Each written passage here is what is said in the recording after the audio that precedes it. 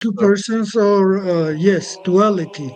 And one of them is participating in the crucifixion, the other is not affected the and story in doesn't the story. participate. In contrast with this approach, uh, both Cyril and even previous fathers, like Cappadocian fathers, insisted that Christ's body is God, and on the cross died God. It was God who died on the cross.